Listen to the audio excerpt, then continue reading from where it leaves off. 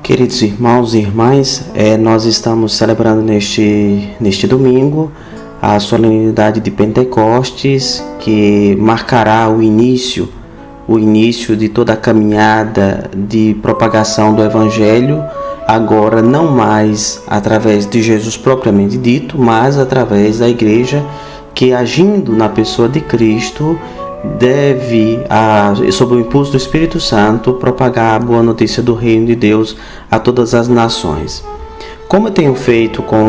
os áudios, com os comentários anteriores, como não se trata de uma homilia, evidentemente, mas apenas de um breve comentário, eu estou supondo que estou falando para pessoas que frequentam as missas e que depois terá a oportunidade de escutar o seu próprio pároco, fazer um trabalho mais aprofundado sobre o texto completo. Eu, como tenho feito nas outras gravações, eu quero me deter apenas em parte do Evangelho que está disponibilizado aqui no início da gravação, mas eu quero me deter unicamente em uma frase deste Evangelho que é tirado de São João, do Evangelho de São João, capítulo 20, versículo de 19 a 23. O versículo que eu quero trabalhar, quero aprofundar um pouco mais com vocês hoje, é o versículo 22, já é o final do Evangelho praticamente, quando Jesus, depois de ter saudado a comunidade, depois que ele ressuscitou e ele aparece à comunidade que estava reunida de forma escondida por meio das autoridades judaicas, Jesus aparece depois de saudar com a paz a comunidade dos apóstolos. Jesus faz um gesto que é bastante curioso. Jesus, depois de saudar, o Evangelho diz que ele soprou sobre eles e depois disse: recebei o Espírito Santo. Jesus, ao longo de sua vida pública, ele fez muitos gestos, e esses gestos eles comportavam significados. Por exemplo, ele ungiu os olhos de um cego com a saliva misturada com terra, com barro, e aquele gesto, depois que ungiu com a saliva e aquela terra, ungiu os olhos do cego, o cego voltou a ver. Jesus, ele tinha essa forma peculiar, como um bom mestre, de ensinar através de gestos. Mas a gente precisa entender o que está por trás de cada gesto de Jesus. E eu quero, neste momento, tentar, juntamente com vocês, entender o que está por trás desse gesto de soprar sobre os discípulos. Primeira coisa que vem à minha cabeça é a lembrança de uma outra passagem da Bíblia, que é do livro do Gênesis, que fala da criação de Adão. A segunda narração da criação diz que quando Deus plasmou Adão do pó da terra, depois que ele formou Adão da terra, do barro, Deus soprou sobre as narinas e Adão se tornou um ser vivente. Insuflou o hálito de vida nas narinas de um barro imóvel, um barro sem vida, e de repente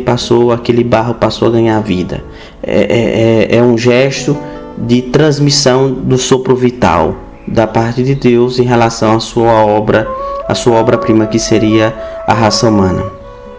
Quando Jesus ele sopra sobre os discípulos, é inevitável que não seja retomado esse gesto de Deus Criador em relação a Adão.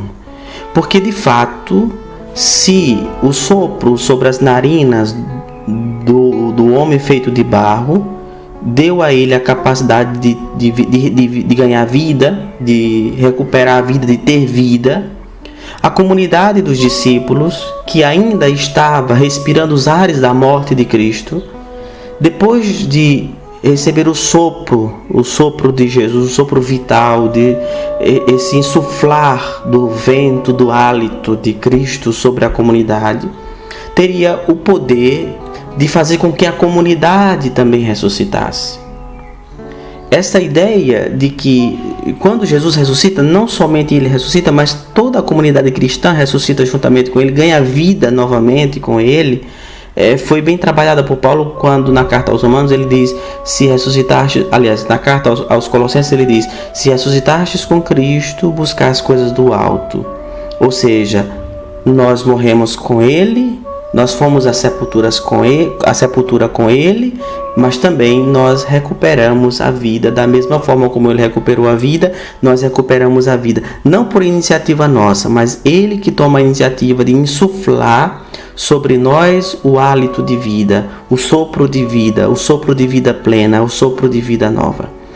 Desta compreensão resulta para nós que aqueles que recebem a graça de receberem o hálito de vida, o sopro de vida nova, que se trata na verdade do Espírito Santo, o Espírito que atuava em Cristo, passa a atuar no coração e na vida dos discípulos.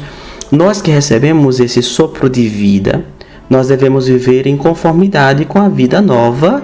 que se manifesta a partir deste momento crucial que é essa recebida do Espírito Santo. O problema é que, infelizmente, nós que fomos batizados em Jesus Cristo, nós não fazemos uma experiência vivificante e transformadora da nossa vida, de forma que os sinais da ressurreição de Cristo estejam presentes na nossa vida. Muitas vezes nós voltamos ou estamos tão atrelados às nossas fraquezas, aos nossos pecados, às nossas mazelas, às nossas imperfeições, que os sinais da vida plena de Jesus não se faz notar na nossa vida. E eu acredito que hoje o grande problema de as pessoas não mais acreditarem no anúncio da boa nova do reino de Deus é porque as pessoas não veem mais sinais de vida nova, de vida plena na vida dos cristãos, no modo dos cristãos viverem, porque este hálito que foi soprado sobre nós desde o nosso batismo, este vento impetuoso que invadiu o nosso coração, que penetrou no nosso coração, que entrou na nossa alma e que entrou para nos dar uma vida e uma vida em plenitude, este Espírito deve assegurar, este Espírito, melhor dizendo, assegura aos discípulos do Senhor a capacidade de vencer a fraqueza, a capacidade de vencer os seus próprios vícios, a capacidade de vencer as suas próprias limitações, de poder aspirar uma vida sobrenatural, de poder aspirar uma vida mais elevada, de poder lutar consigo mesmo, contra si mesmo, contra as suas imperfeições, contra as suas desordens interiores e passar a buscar e viver em conformidade com o Espírito de Cristo. Se Adão, quando recebeu o sopro de Deus, tornou-se vivo, um ser vivente, nós, representados naquela comunidade reunida no cenáculo, nós recebemos um hálito de vida, e esta vida não é uma vida biológica. A vida biológica nós já recebemos desde a nossa concepção. Este hálito que Cristo sopra sobre nós, sobre a comunidade dos crentes, é o hálito da vida espiritual, da vida interior, sem a qual ninguém pode herdar o reino de Deus. Sem abraçar com fidelidade, com paixão, com ardor, esta vida plena, abdicando de tudo aquilo que nos atrela a este mundo, a esta realidade temporal, abdicando de tudo aquilo que nos escraviza ao pecado. Se nós não somos capazes de fazer isso, significa dizer, é a mesma coisa que dizer que nós preferimos permanecer barro do que termos uma vida de sermos os seres viventes e não viventes somente biologicamente, porque existe muita gente viva biologicamente, mas que está morta porque perdeu a vida da graça, perdeu o hálito de vida insuflado sobre ele desde o dia em que ele recebeu o seu batismo. Portanto, estamos celebrando Pentecostes, e Pentecostes é a solenidade que nos recorda que nós somos chamados a viver uma vida no Espírito, a viver uma vida segundo a graça, segundo a vontade e o desígnio de Deus, que é exatamente que nós tenhamos essa habilidade de essa capacidade de lutar contra a nossa fraqueza para poder fazer com que os frutos do Espírito, os frutos da graça divina possa se manifestar mais evidentemente em nossa vida, de tal forma que o nosso testemunho, a experiência pessoal feita por cada um de nós se torne de tal forma convincente que outras pessoas sejam atraídas a se integrar à comunidade dos crentes porque acha bonito o modo dos cristãos viverem a sua fé. Que Deus nos ajude a viver em conformidade com a sua graça, com a dádiva do seu Espírito Santo, o fogo de Pentecostes, o Espírito que atuou na comunidade dos discípulos e que também deve e quer atuar em nossas comunidades e em nossos corações.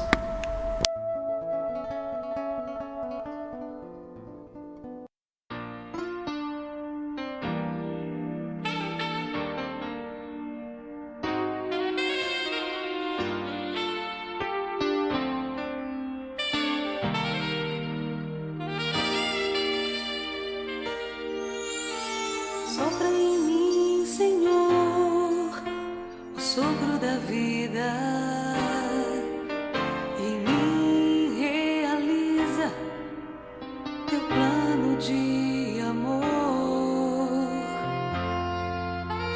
Sopra em mim, Senhor, o sopro